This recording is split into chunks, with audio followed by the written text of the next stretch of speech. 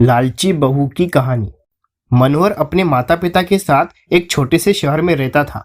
वह एक कंपनी में काम करता था, जिसके पैसे से वह अपना खर्चा और अपने परिवार का खर्चा चलाता था। कुछ वर्ष बाद मनोहर की शादी हो जाती है।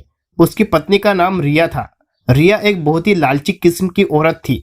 रिया को जब भी पैसे मिलते थे तो वह तरह तरह के कपड़े और गहने खरीद लेती थी। वह जब भी किसी समारोह में जाती थी तो हमेशा नए नए कपड़े और गहने पहनकर जाना चाहती थी। जब उसके पास नए कपड़े और नए गहने नहीं रहते थे तब वह अपने पति मनोहर से जिद करके खरीदवा लेती थी। उसकी लालच से उसका पति भी तंग आ गया था। मनोहर रिया को हमेशा समझाया करता था कि हमारी कमाई उतनी नहीं है कि मैं तुमको हर समारोह में जाने के लिए अलग अलग तरह के कपड़े और गहने खरीद कर लाया करूं।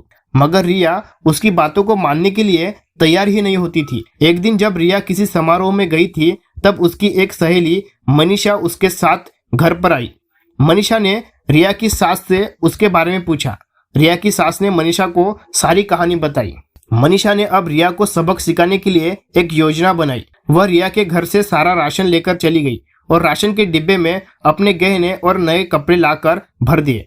जब रिया समारोह से वापस आई तब वह किचन के डिब्बों में गहने देखकर बहुत खुश हुई। शाम हुई।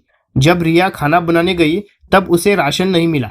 तब उसने अपनी सास से पूछा, सारा राशन कहाँ गया? उसकी सास ने जवाब दिया, मैंने सारा राशन और घर का सारा सामान बेचकर तुम्हारे लिए गहने और कपड़े खरीद लिए हैं।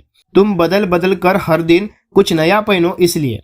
रिया बोली, मगर खाने के बिना मैं गहनों और कपड़ों का क्या करूंगी?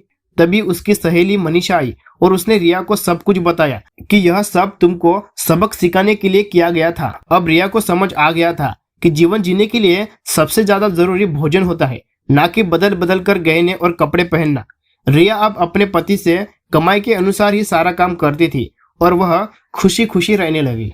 तो आपको यह कहानी अच्छी लगी हो तो अपने दोस्तों के साथ शेयर जरूर करें और ऐसे वीडियोस रोज देखने के लिए हमारे चैनल को सब्सक्राइब करें और साथ ही बेल आइकन को भी दबाएं ताकि आने वाली वीडियो की नोटिफिकेशन आपको मिलती रहे।